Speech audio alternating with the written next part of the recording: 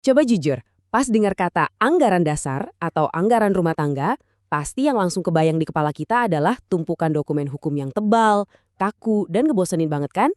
Nah, buang jauh-jauh pikiran itu. Gimana kalau saya bilang dokumen-dokumen tadi sebenarnya adalah sebuah peta harta karun? Ibaratnya kompas yang dirancang khusus buat ngarahin karir Anda di masa depan. Selamat datang di bedah materi kita kali ini. Di sini kita bakal ngubah pasal-pasal formal dari Perteta, Perhimpunan Teknik Pertanian Indonesia, menjadi sebuah peta jalan karir yang dinamis, seru, dan pastinya sangat menjanjikan buat Anda semua. Nah, sapaan ini spesial banget buat Anda nih. Halo, rekan-rekan mahasiswa teknik pertanian yang sekarang lagi semangat-semangatnya ambil mata kuliah profesi keteknikan. Bedah materi ini emang didedikasikan sepenuhnya buat Anda. Posisi Anda saat ini di bangku kuliah itu bukan cuma sekedar fase belajar lewat doang loh, tapi langkah awal yang nyata banget menuju dunia profesional. Apa yang bakal kita bahas hari ini adalah jembatan yang menghubungkan teori-teori keteknikan di kelas Anda, langsung ke dunia nyata tempat Anda nanti berkarya, bikin inovasi, dan jadi pemimpin. Oke, biar navigasi kita gampang, di bedah materi ini kita bakal ngelewatin 5 titik utama. Mulai dari visi besar teknik pertanian, terus lanjut ke cetak biru profesi kita, peta jalan keanggotaan Perteta, mesin penggerak organisasinya, dan terakhir, gimana kita melangkah bersama menuju masa depan. Yuk, langsung aja kita mulai. Bagian pertama, visi besar teknik pertanian. Oke, sebelum kita sibuk ngomongin apa yang bakal kita kerjain nanti, kita tuh harus paham betul kenapa sih profesi ini ada.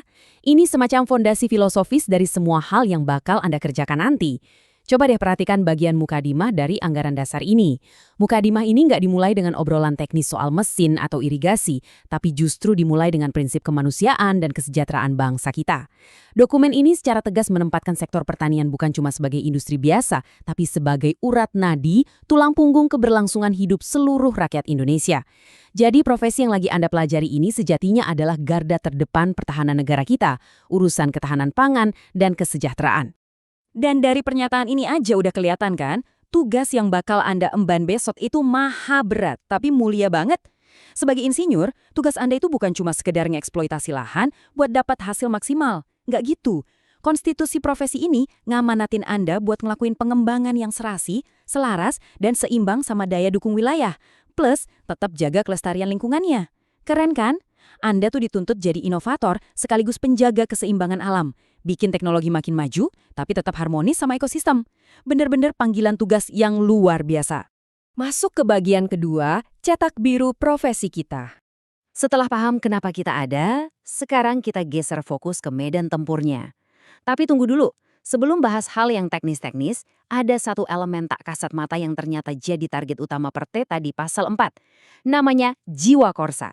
Jadi Perteta ini bukan cuma organisasi tempat naruh nama doang ya. Ini tuh sebuah guild, serikat profesional beneran. Jiwa Korsa ini artinya Anda dibekali semangat kesatuan, rasa bareng-bareng, dan pastinya kebanggaan sama profesi keteknikan pertanian ini.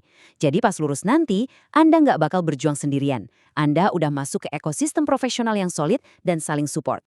Nah, ini dia yang menurut saya paling menarik. Kalau selama ini ada yang mikir teknik pertanian itu cuma ngurusin traktor sama cangkul aja, wah mereka wajib banget lihat pasal 5 ini.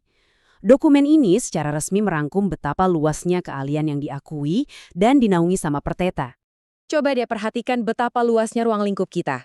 Mulai dari alat dan mesin budidaya, urusan pengelolaan hasil pertanian, teknik tanah dan air buat jamin irigasi masa depan, sampai elektrifikasi pertanian yang bawa terang ke pelosok-pelosok desa. Bahkan nih, profesi Anda juga nyentuh teknik pengolahan pangan, inovasi energi pertanian, sistem manajemen yang canggih, sampai ke perancangan lingkungan dan bangunan pertanian.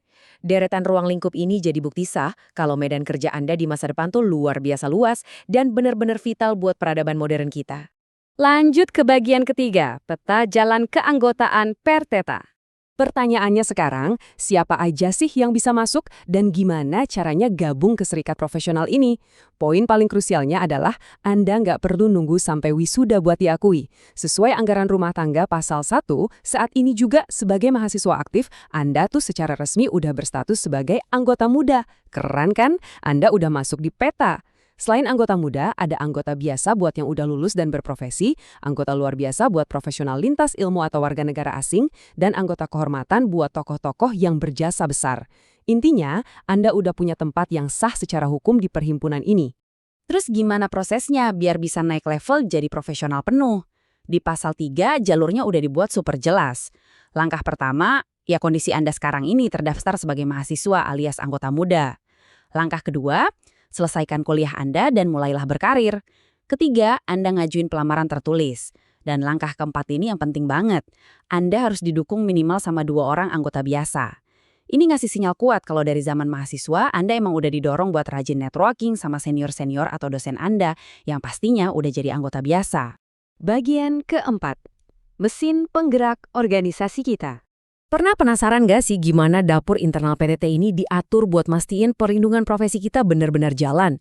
Ternyata strukturnya dibangun secara desentralisasi. Kita punya pengurus pusat sebagai badan eksekutif tertinggi di level nasional yang nentuin garis besar kebijakan profesi kita. Tapi di sisi lain, kita juga punya pengurus cabang yang main di level provinsi atau bahkan kabupaten kota.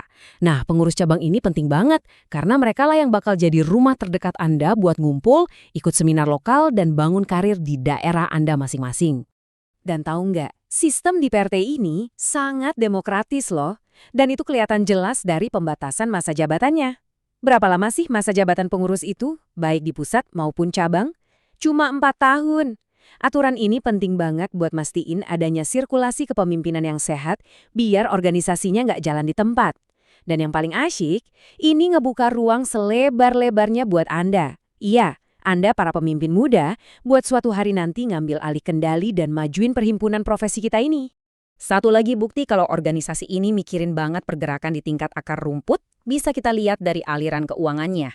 Berdasarkan pasal 15, uang pangkal dan iuran dari anggota itu dibagi adil banget, 50-50. 50% buat pengurus cabang, 50% lagi buat pengurus pusat. Pembagian finansial yang seimbang ini jamin kalau cabang-cabang di daerah itu bakal punya amunisi yang cukup buat bikin acara, seminar, dan pastinya ngasih support langsung buat para anggotanya di lapangan. Dan akhirnya kita sampai di bagian kelima, melangkah bersama menuju masa depan. So, apa sih untungnya semua aturan tadi buat dompet, karir, dan masa depan Anda sebagai seorang insinyur? Jawabannya ada di hak keanggotaan di pasal 4. Bahkan sebagai anggota muda pun, Anda udah punya hak loh buat ikut kegiatan ilmiah dan dapat publikasi riset terbaru.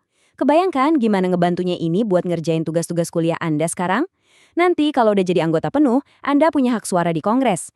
Tapi dari semua itu, yang paling jadi tiket emas buat karir Anda adalah poin terakhir.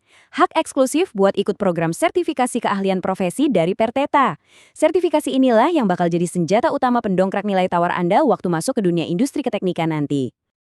Jadi jelas ya sekarang, anggaran dasar PETETA tuh sama sekali bukan sekedar dokumen hukum yang ngebosenin. Ini tuh kompas beneran yang ngarahin visi, ruang lingkup, hak, sampai peta karir Anda secara super terstruktur. Garis start udah ditarik, peraturannya juga udah ditulis sama para pendahulu kita puluhan tahun yang lalu. Pertanyaannya sekarang, dengan cetak biru yang udah ada di tangan Anda hari ini, sejarah inovasi apa yang bakal Anda ukir buat masa depan pertanian Indonesia? Teruslah belajar, perluas visi Anda dari sekarang, dan bersiaplah buat ambil alih kendali di masa depan. Sukses selalu dan sampai jumpa di bedah materi kita selanjutnya.